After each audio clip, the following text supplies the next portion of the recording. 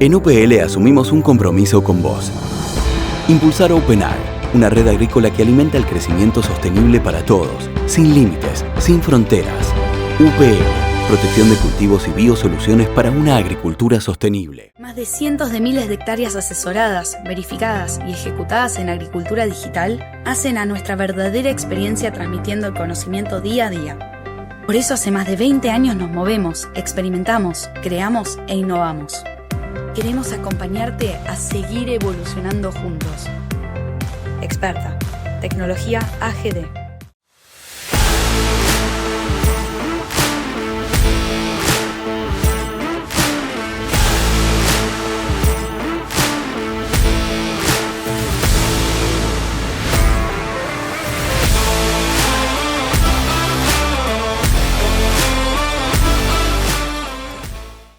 Buenos días a todos, gracias por participar de... Guarda que se escucha todo. Mi nombre es Francisco Pugno, gracias por acercarse a esta charla dinámica de carbono, cómo pasar de carbono a materia orgánica.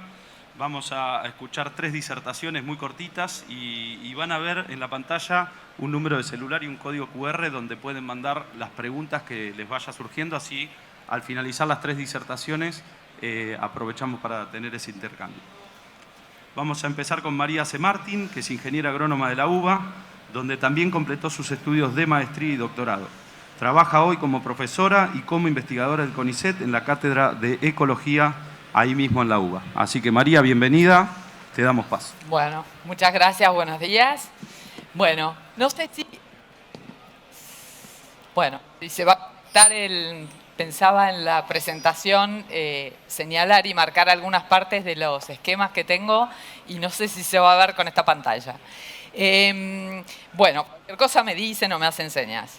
Entonces, la idea de mi intervención en este panel es básicamente...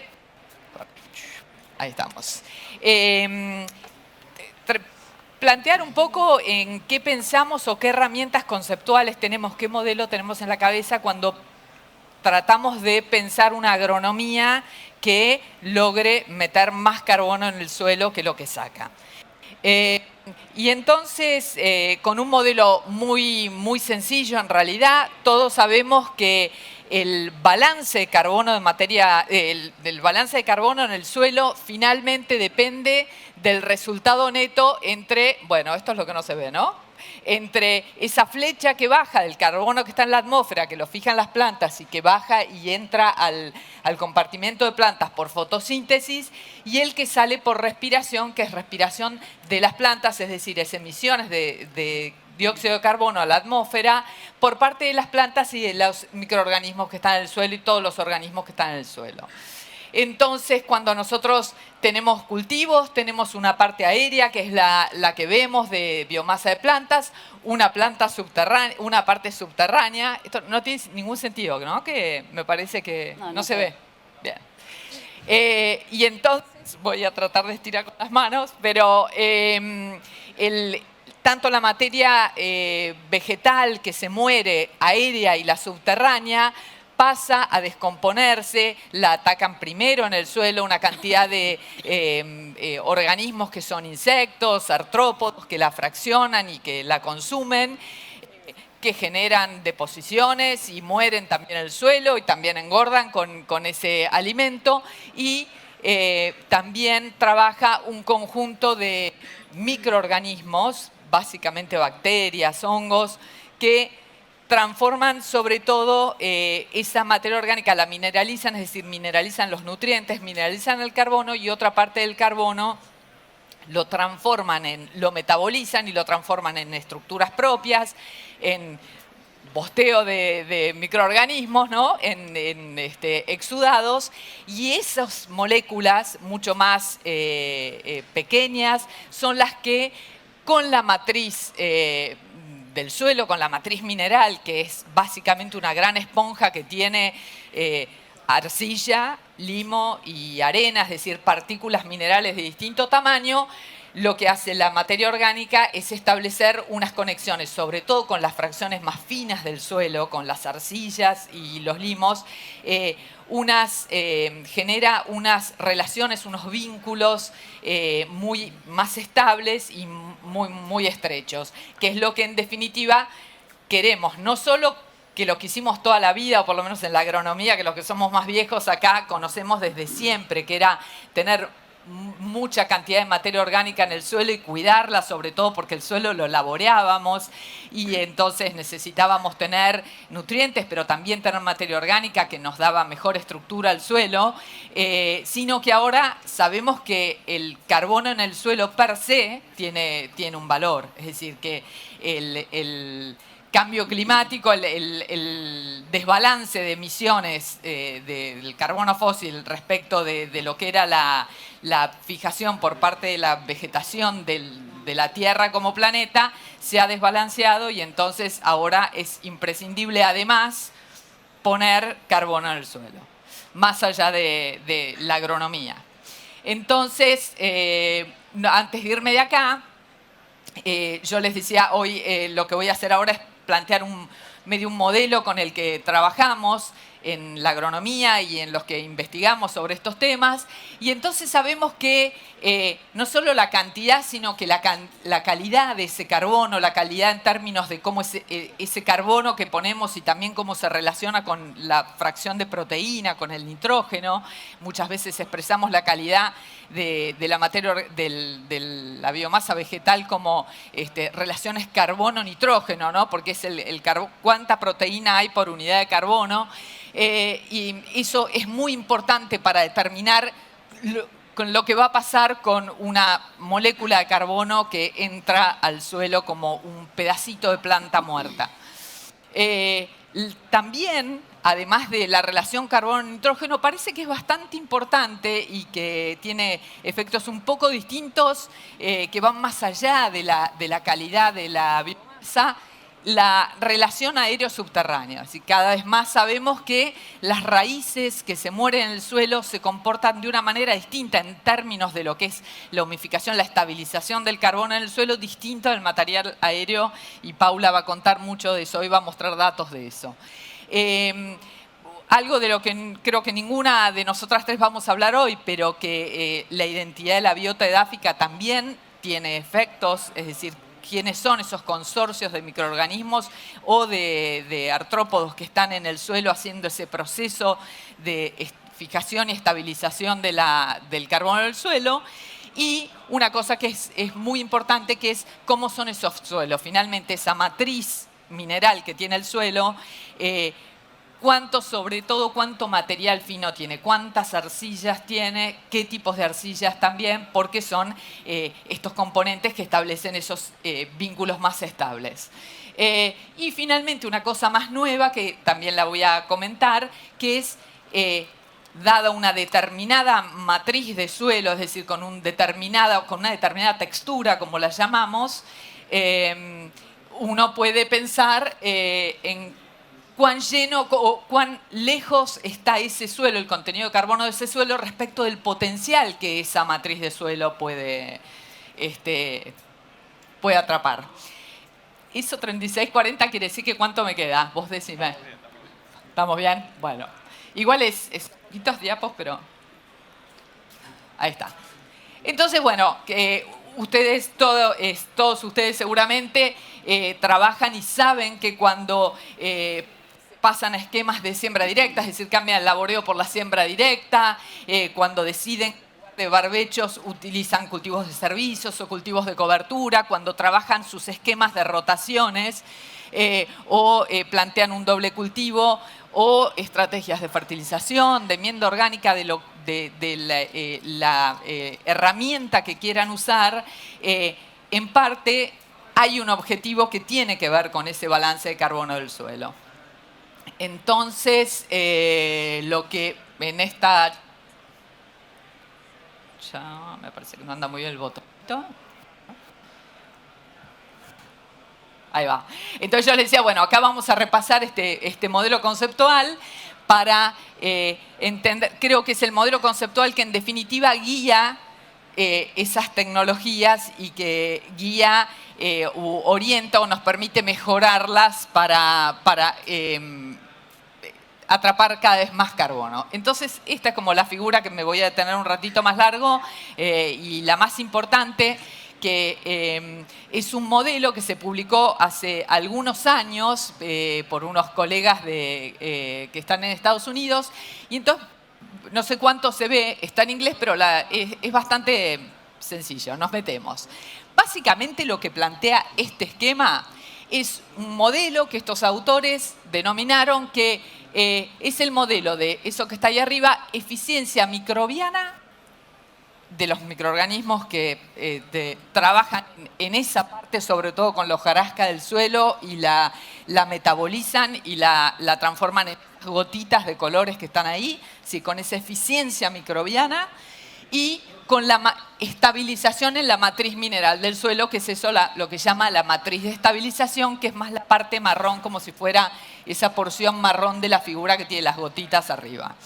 Entonces, básicamente, lo que plantean es que hay estos dos fenómenos, la eficiencia con la que operan los microorganismos y el tipo de matriz donde finalmente ese carbono se va a estabilizar, es muy importante, o son las dos llaves que controlan el proceso de humificación o de estabilización de carbono en el suelo. Entonces, lo que... María. Ah, gracias. Y ahora voy a hacer más lío. Los dos. Perfecto. Entonces, muchísimas gracias.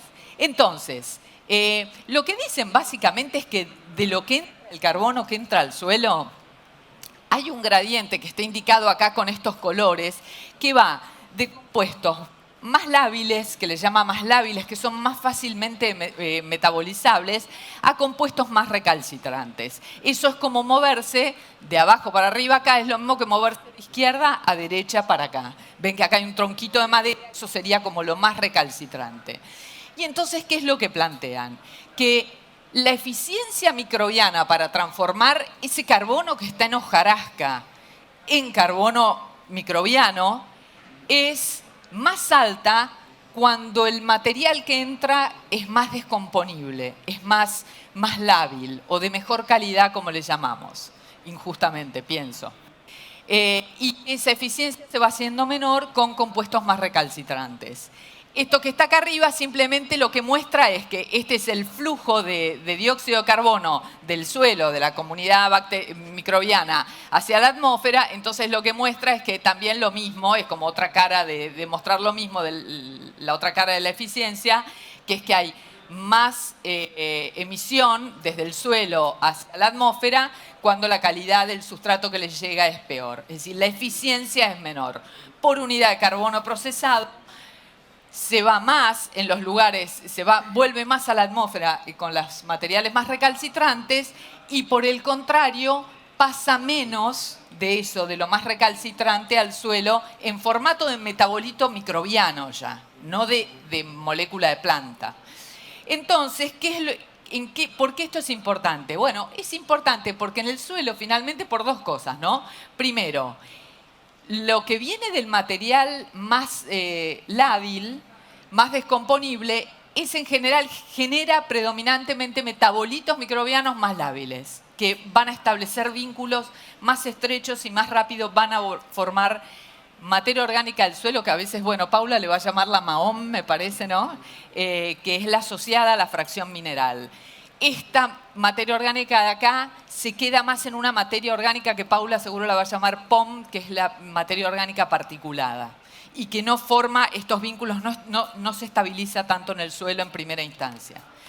Y entonces pasa que estos compuestos son más lábiles y además el suelo, como tiene más eficiencia, esta conversión que ocurre más a la izquierda de acá, el suelo se enriquece más en metabolitos que tienen un origen de materia más lábil. Es decir, en última instancia, si uno tiene un tapiz vegetal con distintas calidades, la materia orgánica que se estabilice en el suelo va a venir más proporcionalmente de las especies que tienen más nitrógeno en realidad y un carbono un poco más lábil, menos recalcitrante, menos lignificado, más de leguminosa que de pasto si uno lo quisiera poner en una cosa así medio River Boca. Y esto en definitiva, bueno, entonces esto también es otra mirada, como estos eran las emisiones de dióxido de carbono, esto es la proporción o la medida en que parte de estas gotitas pasan a ser parte de la materia orgánica del suelo y se estabilizan. Entonces, esto además tiene algo que es importante y viene a colación de esto, que es que además hay como otro eje que pone ahí para atrás, que es que si esa matriz de estabilización es más pequeña, y eso pasa más con los suelos arenosos que con los arcillosos, es más pequeña la matriz de estabilización, también ese proceso es menos eficiente. Es decir, que uno esperaría que ese proceso de estabilización sea mejor, más favorable y de mayor magnitud en los suelos que tienen una proporción de arcillas mayor, y por supuesto que también los edafólogos sabrán que también depende un poco de la calidad de esas arcillas y de la calidad de los limos. Y entonces, lo último que les quería contar era, bueno, esto por un lado, me parece, acá tengo una diapo más que muestra alguna... Ahí está. Esto que yo les decía es que es una manera de mostrar cómo esto es una planta de maíz, una planta de soja, y entonces fíjense que tienen relaciones muy contrastantes de relación carbono-nitrógeno. Esta sería más carbonuda, como dice el colega Gervasio Piñeiro, más carbonuda que es de soja. Y estas son las raíces, que también esta tiene un poco más relación carbono-nitrógeno que esta.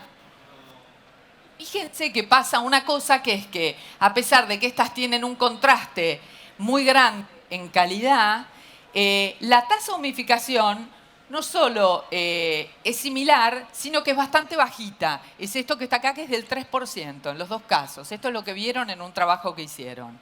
Y en cambio, en la parte subterránea, que en general tiene una calidad un poco peor, es decir, uno esperaría que estuviera a la derecha de acá y que fuera menos la eficiencia, fíjense que si bien la cosa pega, que esta tiene más tasa de humificación, 24%, versus esta, que las raíces del maíz tienen 11%. Es decir, de lo que entró, se queda en el suelo 11%, y acá 24%, y acá arriba 3%. Entonces, algunas cosas pegan, otras no pegan. Ahí es muy importante y hay que reivindicar a las raíces del suelo, la biomasa subterránea, que no la vemos, pero es muy importante a la hora de estabilizar carbono en el suelo. Entonces eso, y esto es lo último que les quería decir, que yo les hablaba entonces de la eficiencia microbiana, que tiene mucho que ver con la calidad de lo que llega, en la proporción que finalmente se estabiliza en esa matriz de estabilización de arenas, arcillos y limas del suelo, y finalmente una cosa, que a igualdad de esas condiciones uno puede tener mejores perspectivas de fijar, es decir, estar más lejos de la brecha, estar más lejos del potencial, es decir, tener más brecha para transitar mejorando los contenidos de carbono del suelo, en función de algo que se conoce como el déficit de saturación de carbono del suelo. Eso, en definitiva, lo que dice es que yo tengo, estos son perfiles de suelo, ¿sí? Y entonces dicen, bueno, yo tengo tantas toneladas de carbono de suelo en promedio en región pampeana en estas partes del perfil. Estimo una capacidad potencial de carbono promedio que tienen de fijar esos suelos, y acá marco la brecha de carbono, es decir, todo lo que ese suelo todavía podría albergar de carbono en su matriz. Y lo bueno de esto es que ya hay personas, hay colegas haciendo mapas, como este caso de acá, donde uno puede ver, esto es Pampa Ondulada, esto es toda región pampeana, y fíjense que hay lugares donde los déficits de carbono que estiman son en el primer metro de suelo son de 240, 280 toneladas de carbono por hectárea más que podríamos meterle. Es decir, ese es el déficit. A lo que tenemos le podemos meter casi 300 toneladas, 250 toneladas más. En algunos lugares mucho, como esto es negro de acá, y en otros lugares menos. Y entonces me parece que en definitiva estos mapas son interesantes porque complementan el otro modelo y porque son un poco una guía, una orientación que nos permite entender dónde tenemos más o menos potencialidad para guiar todas esas prácticas que mencionábamos hoy, todas esas prácticas agronómicas que mencionamos hoy. Entonces, bueno, como en resumen, a mi modo de ver, contamos con modelos que no son perfectos, pero que son modelos conceptuales bastante robustos que orientan las estrategias agronómicas para capturar más carbono, que la intensificación agronómica incluye prácticas esas que nombré, que va a nombrar mucho también Alicia, que son muy concretas y que ayudan a capturar el carbono del suelo, y que los mapas de déficit de saturación de carbono pueden guiar, orientar espacialmente estas estrategias. Así que esto, nada más. Muchas gracias. Vos sos...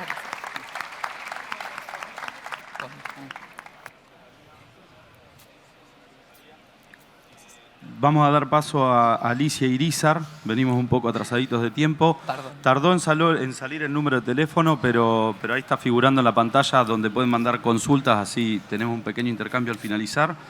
Alicia Irizar es investigadora y jefa del Grupo de Gestión Ambiental de la Estación Experimental de Pergamino de INTA y es docente de las cátedras de Edafología y de Conservación del Suelo en la Universidad Nacional del Noroeste de Buenos Aires.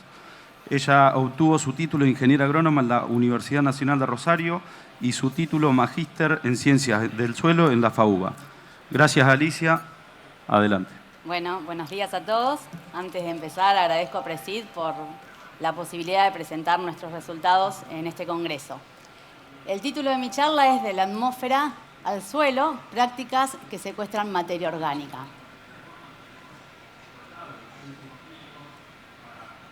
Bueno, ahí está. Como bien les contó María, el dióxido de carbono de la atmósfera es fijado a través de la vegetación y los residuos de los cultivos o de la vegetación son los que representan el principal aporte de materia orgánica al suelo. Pero también María les dijo que los suelos presentan la mayor reserva de carbono terrestre. Hay más carbono en los suelos que en la atmósfera y en la vegetación es un conjunto. Por lo tanto, cualquier cambio que ocurra en la dinámica del carbono del suelo puede tener un impacto a nivel del ciclo de carbono global y puede tener un efecto sobre la mitigación del cambio climático. En realidad, estudiar la dinámica de la materia orgánica del suelo, del carbono en el suelo, muchas veces resulta complejo.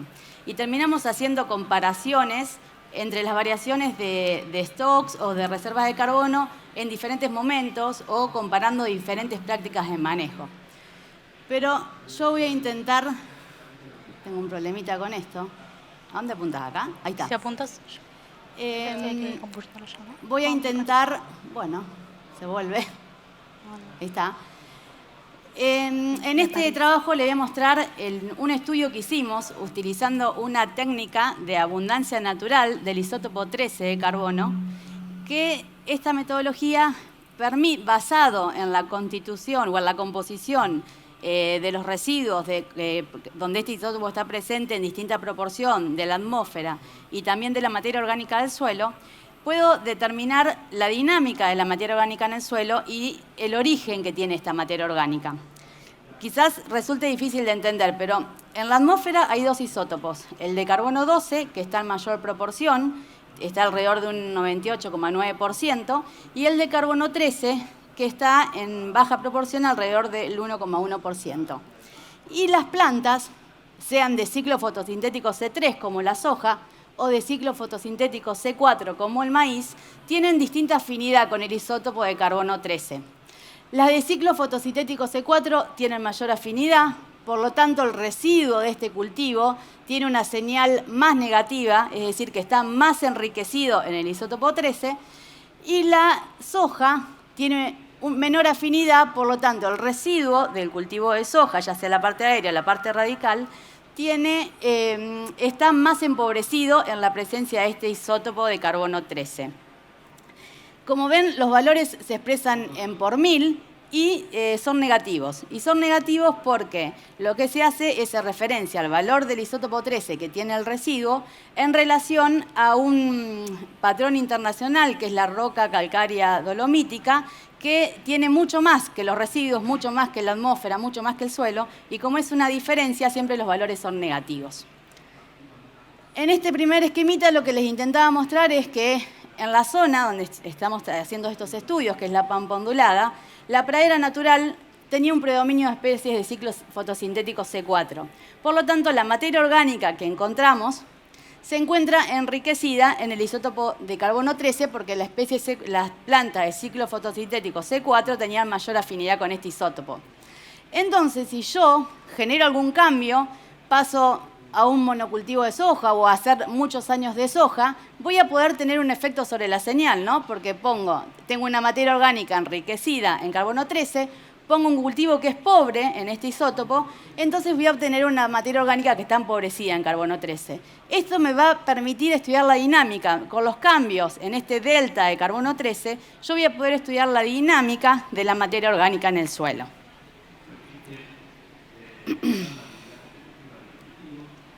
Bueno, ahí está. En realidad, les voy a presentar 3 manejos diferentes, o cambios de uso podrían llamarse, que tenemos presente en ensayos de larga duración de la experimental de INTA Pergamino. El primero de ellos, bueno, ahí estamos, es la inclusión de un cultivo de cobertura de avena vicia.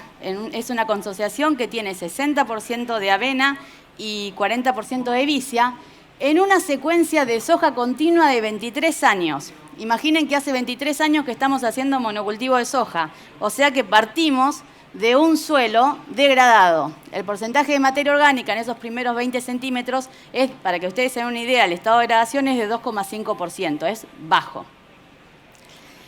Medimos las reservas de carbono y nitrógeno a los 4 años de la inclusión de cultivo de cobertura en esta secuencia y a los 8 años. En el eje de X tenemos, de la izquierda tenemos las reservas de carbono expresadas en masa equivalente de suelo, y en el eje de la derecha tenemos las reservas de nitrógeno también expresadas en masa equivalente de suelo. ¿Qué significa esto? Como hubo cambios en la densidad aparente, al inicio el suelo estaba más compactado, a medida que avanzó el tiempo de inclusión de cultivo de cobertura, la densidad aparente fue bajando. Entonces yo, para poder comparar y estar segura que las diferencias son debido al carbono y al nitrógeno y no a las diferencias en densidad aparente, llevo todos los datos a igual masa de suelo. Esto me permite independizarme de la densidad aparente y saber que mis diferencias se deben al carbono y al nitrógeno. A medida que pasó el tiempo, el carbono aumentó. Lo mismo ocurrió con el nitrógeno. Aunque en los primeros 4 años no hubo diferencia, sí hubo mucha diferencia a los 8 años que medimos. Fíjense cuáles son las tasas de incremento anual de este manejo. Para el carbono, en el año 4 la tasa fue del 2,6%, aumentó 2,6%. A medida que pasó el tiempo, la tasa fue menor, es obvio. A medida que voy pasando el tiempo, la tasa de incremento va bajando, pero sigue aumentando. Para el nitrógeno no hubo efecto en los primeros 4 años y fue del 3,4% a los 8 años, una tasa de incremento altísima. Acá lo que les puse, que no les digo, no se los dije, es el rendimiento promedio del cultivo de soja en estos 8 años, 3.084 kilos por hectárea por año, y la producción de materia seca del cultivo de cobertura, que fue de 7.616 kilos por hectárea por año. El aporte de carbono se duplicó cuando yo pasé de soja a soja a cultivo de cobertura soja, dupliqué el aporte de carbono y probablemente de nitrógeno. Entonces, por eso vemos esta alta tasa de respuesta. Y además, como dijimos antes, un suelo degradado que tiene alto potencial para capturar carbono. Ahora, en este gráfico lo que vemos era ese delta carbono 13 que yo les decía que habíamos medido. Al año 0, el suelo cuando incluía el cultivo de cobertura tenía una señal proveniente de este monocultivo de soja, y luego de 8 años, como la vicia y la avena también son ciclos fotosintéticos C3, yo lo que logro es empobrecer más la materia orgánica de este isótopo, ¿no? Me va a dar valores más negativos, perdón. Pero lo que vemos es que esta señal del delta carbono 13 fue diferente entre el inicio y los 8 años, solamente hasta 10 centímetros de profundidad. Debajo, las señales son iguales. ¿Qué me está diciendo esto? Que el efecto de cultivo de cobertura llegó hasta los 10 centímetros de profundidad.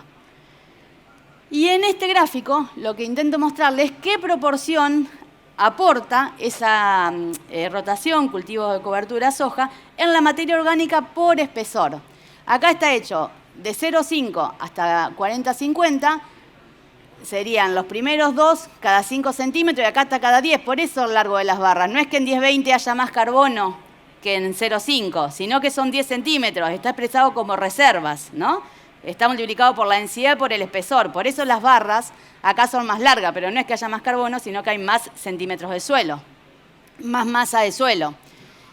Y lo que encontramos es que en 0,5, acuérdense que el efecto del cultivo de cobertura llegó hasta 10, que en 0,5 el 26,2% de la materia orgánica encontrada provenía de la secuencia cultivo de cobertura soja.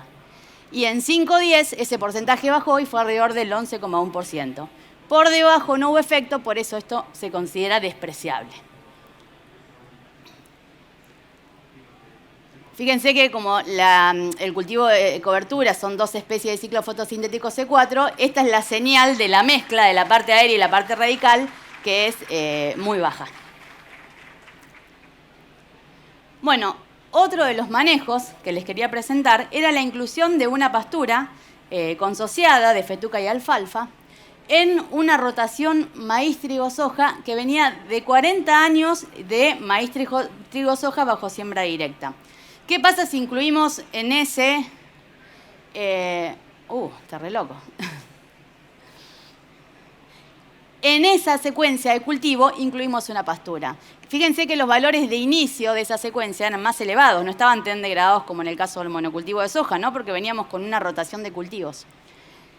Medimos las reservas de carbono y las reservas de nitrógeno al inicio de la pastura y a los 4 años cuando terminamos la pastura y encontramos, también están expresadas masa equivalente de suelo porque las densidades fueron diferentes, las densidades del inicio con las densidades a los 4 años de haber hecho la pastura, y encontramos que el carbono, las reservas de carbono aumentaron y también aumentaron mucho las reservas de nitrógeno. Fíjense cuál es la tasa de incremento anual para el nitrógeno, 3,8%, para el carbono 3,8% y para el nitrógeno 3,5%. La pastura, si bien partió de un suelo con una fertilidad mayor, con mayor contenido de materia orgánica, se nota que tiene más potencial que un cultivo de cobertura para secuestrar carbono, ¿no? Porque movió la aguja de algo que estaba mejor. Si hubiésemos hecho una pastura en un suelo degradado, probablemente las tasas de incremento quizás hayan sido muy superiores también. Esta era la producción de biomasa aérea de la pastura, que era 8.900 kilos por hectárea y por año. ¿Qué pasa cuando analizamos las curvas de delta carbono 13 de la materia orgánica del suelo en profundidad al inicio y al finalizar las pasturas? Y vemos que hay efecto, hay diferencias hasta los 40 centímetros. Es decir, que la pastura me está haciendo un efecto sobre las reservas de carbono mucho más profundo, ¿no?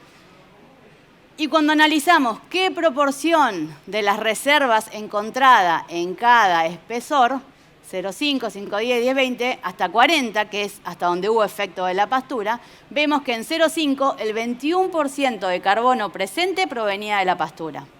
En 5,10 el 9% y en las otras profundidades alrededor del 7 o el 6%. ¿Qué nos está diciendo esto? Y probablemente en las pasturas haya un efecto importante de las raíces y los rizodepósitos, y que está secuestrando carbono mucho más profundo debido a eso, y que ese carbono probablemente esté mucho más estabilizado y perdure más en el tiempo. Y por último, les quería mostrar resultados de un cultivo relativamente nuevo, que se llama Miscanthus porgiganthus, que es un cultivo bioenergético, lignocelulósico, que se usa para producción de bioenergía, pero puede tener otros usos como la producción de plásticos, la alimentación del ganado, las camas para apoyo y demás. Fíjense que este cultivo es una especie de ciclo fotosintético C4, que es originaria de Asia, o sea que tiene mayor afinidad con el delta de carbono 13 en relación a los otros, ¿no? Y se introdujo en un cultivo, en un suelo que venía bajo siembra directa, bajo soja continua de 36 años. Hace 36 años que en ese suelo se hacía soja. Pero fíjense que los niveles iniciales de materia orgánica en 0,20 son mayores que los del primer ensayo que les mostré. ¿Y por qué? Porque este ensayo partió de la reserva natural. O sea que partió de la máxima cantidad de materia orgánica que podía tener un suelo en nuestra zona. Por lo tanto, los niveles de materia orgánica cayeron, pero no están tan por debajo como el otro, que ya venía con un sitio de 100 años de agricultura continua. Acá estamos en 36 años de agricultura continua. ¿Qué encontramos cuando evaluamos este cultivo luego de 3 años de su introducción? Fíjense que es bastante corto plazo.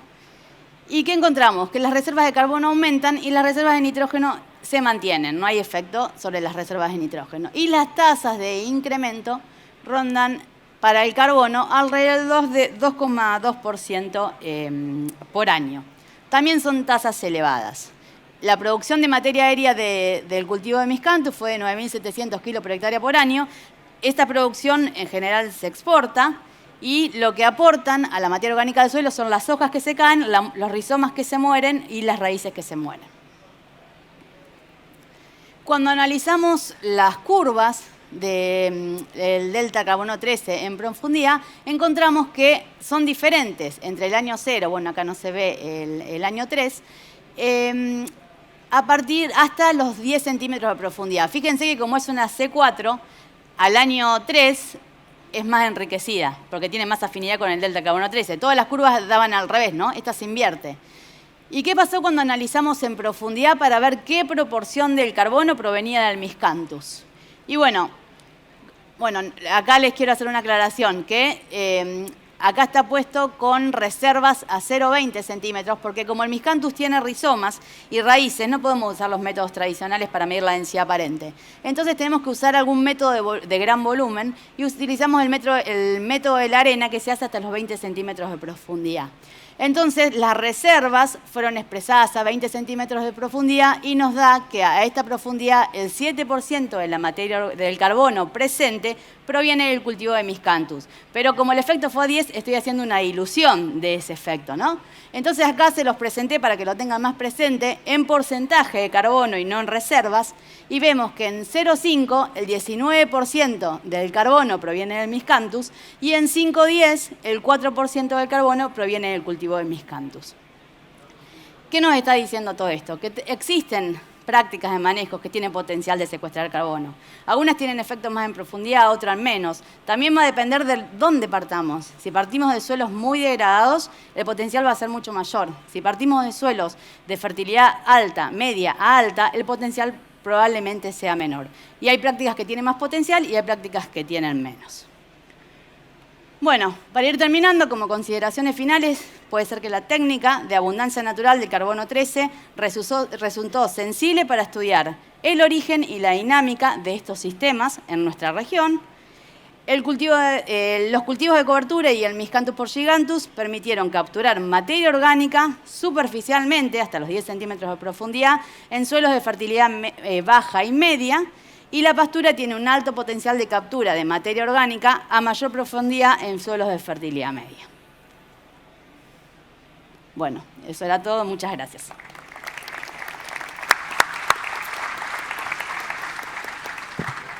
¿Ya los pedo? Muchas gracias, Alicia. Muy buena presentación. Pasamos a escuchar a Paula Berenstecher, licenciada en Ciencias Ambientales y doctora en Ciencias Agropecuarias de la Facultad de Agronomía de la UBA.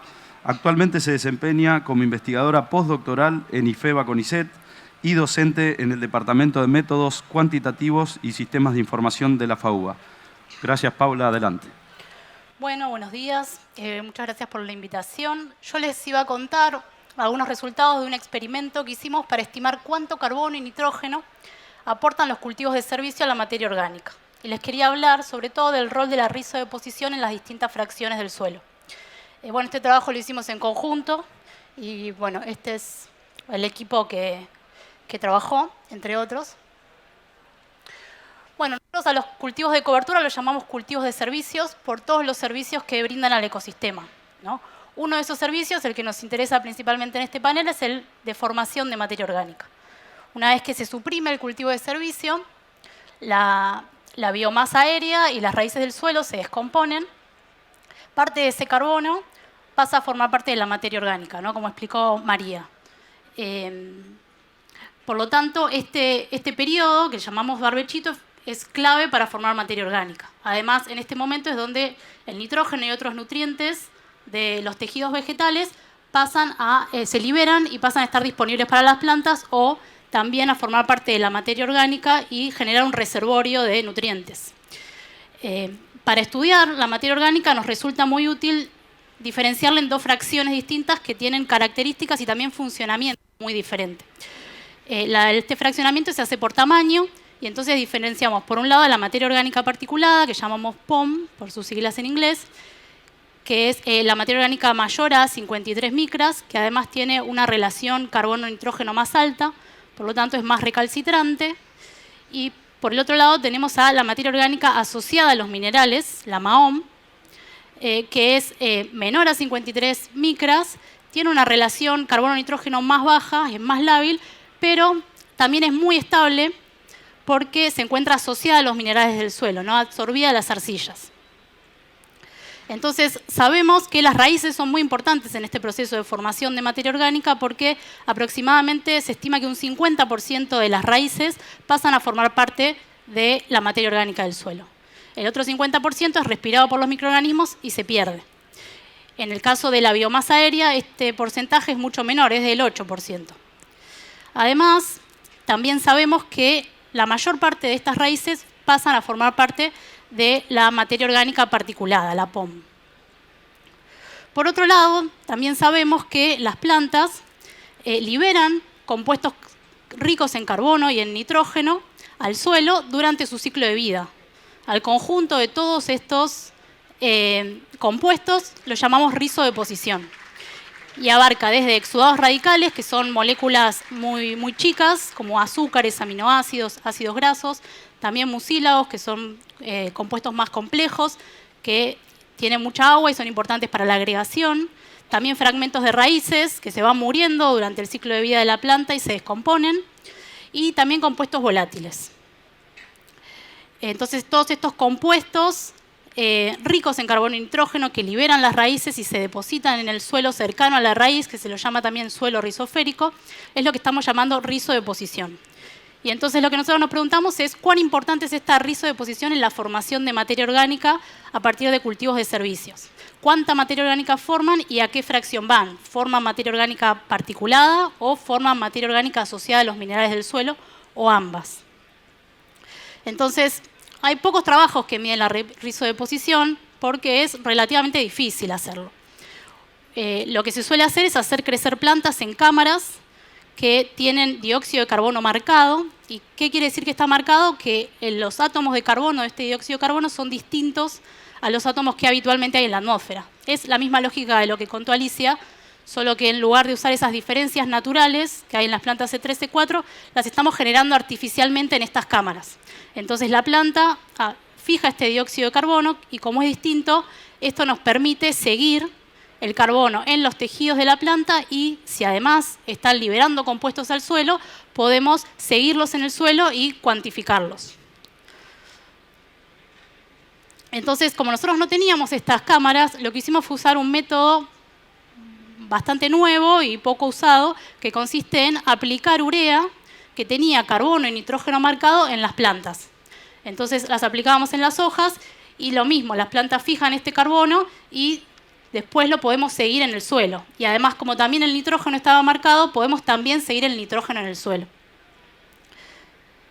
Entonces, lo que hicimos fue hacer un experimento en macetas donde sembramos plantas de avena sativa y de vicia sativa, las sembramos a mediados de junio y durante todo su crecimiento aplicábamos la urea, pintándola sobre las hojas periódicamente.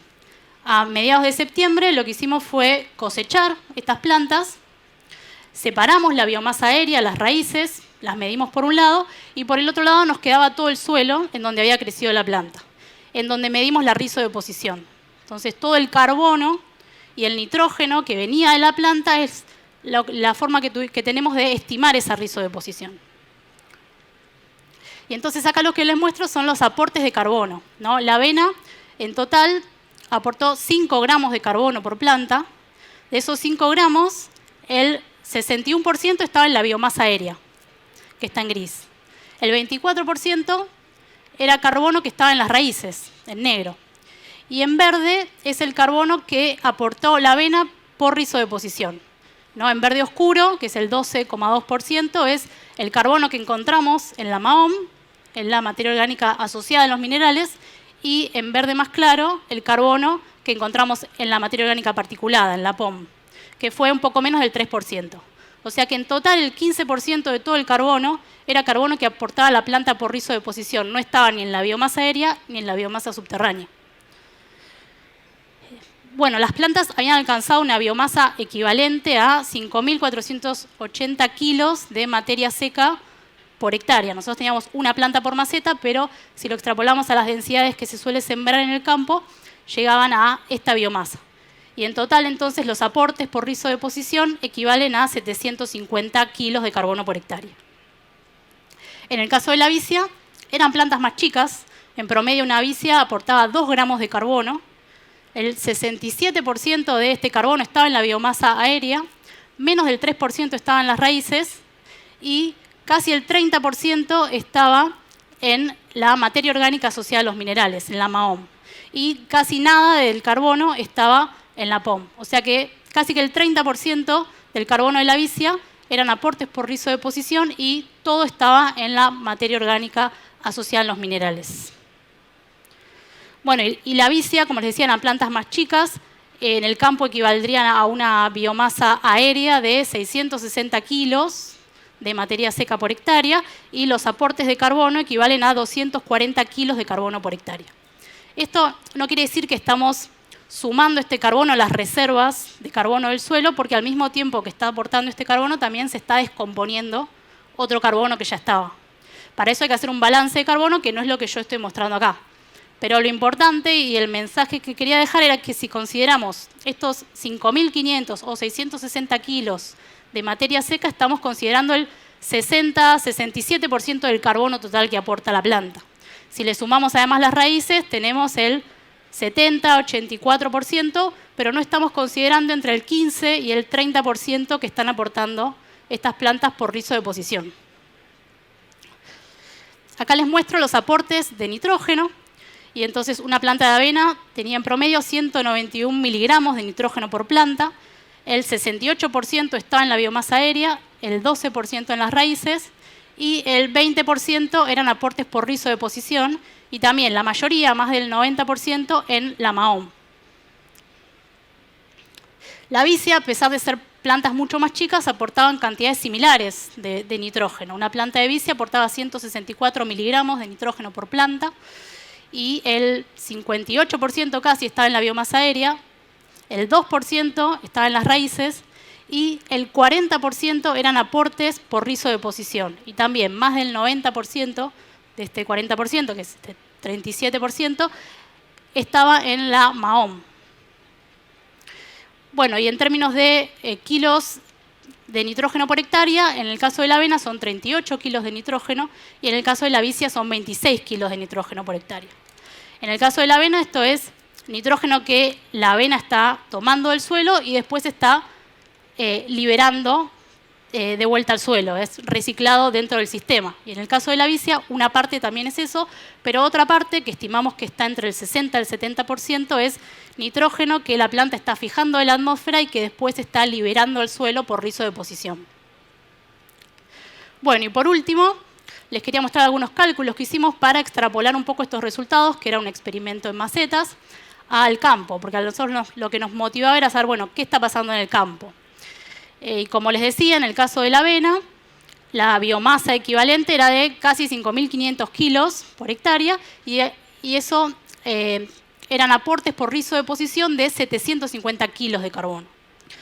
Entonces, si pensamos que en el campo la avena rinde entre 4.000 y 8.000 kilos de materia seca, estamos hablando de biomasa aérea siempre, a veces más, estamos considerando entonces aportes totales de nitrógeno, de carbono, perdón, de entre 3.600 y 7.300, de los cuales entre 500 y un poco más de 1.000 son aportes de carbono por rizodeposición. En el caso de la vicia, como les decía, las plantas eran bastante chicas, la biomasa era bastante menor a lo que se suele ver en el campo, era de 660 kilos de materia seca, de biomasa aérea, y esto equivalía a 240 kilos de carbono por hectárea de aportes por rizodeposición, 26 kilos de nitrógeno también por rizodeposición, de los cuales estimamos que 17 kilos era nitrógeno fijado de la atmósfera por fijación biológica. Pero si pensamos que en el campo la biomasa aérea suele ser más alta, entre 2.000 y 4.000 kilos, a veces más, estamos hablando de aportes de carbono de entre 700 y casi 1.500 kilos de carbono por rizodeposición de la vicia. Y los aportes de nitrógeno serían de entre 80 y 160 en total por rizodeposición, de los cuales, si el 60 y 70% está fijado, estamos sumando al sistema entre 50 y 100 kilos de nitrógeno solo por rizodeposición. Además, tenemos las raíces y la biomasa aérea. Entonces, en resumen, los cultivos de servicio forman materia orgánica durante su ciclo de vida. La mayor parte de la rizodeposición forma materia orgánica asociada a los minerales, mahón. Un cultivo promedio de avena o vicia aportaría 500 y 1.500 kilos de carbono por hectárea por rizodeposición, y digo aportaría porque justamente estamos extrapolando estos resultados en macetas al campo, ¿no? Sería interesante medirlo en el campo para ver si encontramos el mismo patrón. La vicia aportaría entre 50 y 100 kilos de nitrógeno por hectárea fijado de la atmósfera por rizodeposición. Entonces, dado estos valores, nos parece importante incorporar también estos aportes a los balances de carbono y nitrógeno. Nada más. Muchas gracias.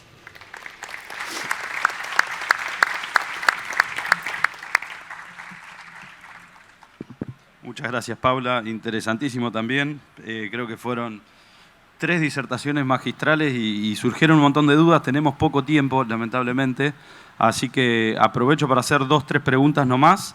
Seamos breves, por favor, en lo posible, porque son difíciles algunas. Y el resto de las preguntas, si quieren, aprovechen a las disertantes antes de que salgan de la sala y pueden intercambiar unos minutitos acá. Esta sala va a quedar vacía ahora, así que pueden aprovechar.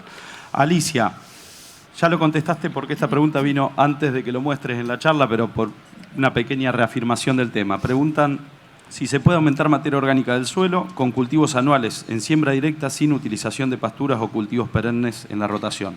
Lo mostraste, pero si vale alguna mención, bienvenido. Sí, obvio. Se puede aumentar, ¿no? Y depende de dónde partimos. Intensificando la secuencia. Una opción puede ser un doble cultivo. No hace falta hacer un cultivo de cobertura para aumentar los aportes, aumentar la actividad de las raíces. Podríamos intensificar con cultivos de grano y también aumentar los aportes, aumentar la actividad biológica de las raíces y potenciar la captura de carbono y de nitrógeno.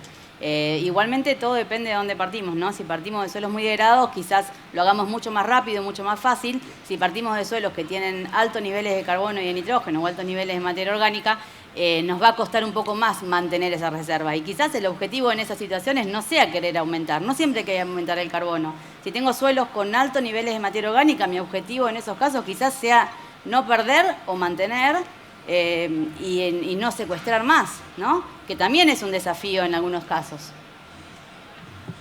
Muchas gracias, Ali. María, esta tiene varias preguntas en una, así que vamos a tratar de contestar todo. Pero básicamente preguntan, pensando en el déficit de carbono potencial que mencionaste, si debería preocuparse más por el manejo de un suelo en Entre Ríos o uno en el oeste, en La Pampa, por ejemplo. Si tendría menos degradación en un suelo arenoso. Y por último, otro temita que puede durar unos 48 minutos más, ¿qué indicadores deberían medir, no? Uy, qué difícil. Sí, me parece que la verdad es que la respuesta corta es que no sé. Creo que lo que tenemos, y es hasta ahí hasta donde puedo llegar con mi respuesta, es que tenemos que estar advertidos de que en todos los lugares tenemos un potencial para seguir secuestrando o seguir por lo menos almacenando carbono. Creo que la magnitud de lo que podemos hacer va a estar dado por el tamaño de esa matriz que tengamos y por el déficit, es decir, cuán lejos estemos, lo que recién un poco confirmaba con los datos Alicia, que decía, bueno, cuando los suelos vienen de algo muy degradado, tenemos mucho por delante, entonces uno ve tasas al principio que se entusiasma, pero que después no quiere decir que esas tasas se sigan sosteniendo en el tiempo, ¿no?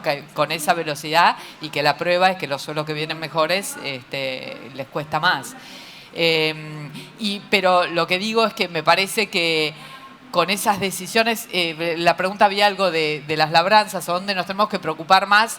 Me parece que hay en el oeste de la provincia de Buenos Aires hay una vulnerabilidad tan grande a la erosión del suelo también, que no quiere decir que Entre Ríos no la tenga, pero que hay otras razones que hacen que, mucho más allá de entrampar carbono en el suelo, que hacen que necesitemos proteger ese suelo, ¿no?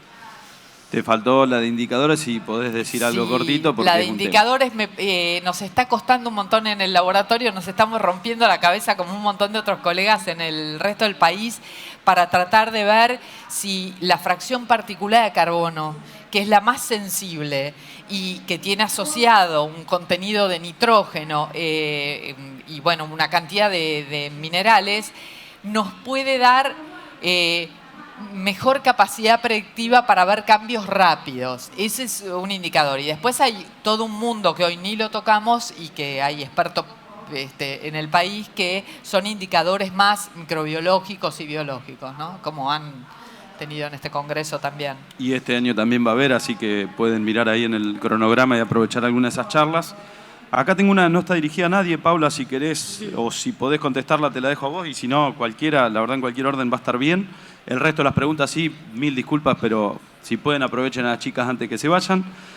Preguntan, en cuanto a eficiencia de carbono, ¿qué relación de carbono-nitrógeno es la ideal para un rastrojo de la pampa ondulada? Pensando en esa transformación, y puntualmente hacen mención a la diferencia entre maíz puro como rastrojo o vicia maíz, pensando siempre en la eficiencia de ese carbono. Sí, no sé cuál sería el ideal. Sí, me parece que en términos de formar materia orgánica, seguro que maíz vicia va a tener una relación CN más baja y va a ser más eficiente. Básicamente la relación carbono-nitrógeno es una de las cosas más importantes en términos de eficiencia, y cuanto más parecido es a lo de los microorganismos, más eficientes van a ser. De hecho, yo mostraba también porcentajes mayores de materia orgánica en la vicia, porque ese rastrojo era mucho más, los aportes son mucho, porque después tengo datos de rastrojos que no lo mostré, tienen CNs mucho más bajas. Ideal me imagino que depende un poco de qué o de un montón de cosas, pero seguro que una relación más baja de 15-20 es más eficiente para los microorganismos para formar materia orgánica. Excelente. Bueno, muchísimas gracias a las disertantes. Otro aplauso y gracias por asistir. Nos vemos en otras charlas. Con Bayer en tu campo de manera integral, cuidando y potenciando lo que vas a sembrar. Hay semillas, soluciones, muchas innovaciones. Estamos en tu campo de manera integral. Contá con Bayer para tus semillas, protección de cultivos, herramientas digitales y un negocio sustentable. Ahora más que nunca, Bayer. Contactate con tu distribuidor más cercano. En Amauta estamos comprometidos con proteger nuestra tierra, en generar un cambio hacia la innovación y hacia una agricultura más tecnológica. Entendemos la evolución de la agricultura como un crecimiento positivo de los cultivos y de sus rindes, del negocio de nuestros clientes y de los profesionales de la agricultura. Amauta, evolucionando la agricultura. Dando más vida productiva a los suelos cultivados, protegemos los paisajes donde crece la diversidad. Por eso miramos con optimismo el futuro, trabajando cada día para encontrar en la tierra y el aire el alimento para los suelos del mundo. Eurochem, horizontes más fértiles.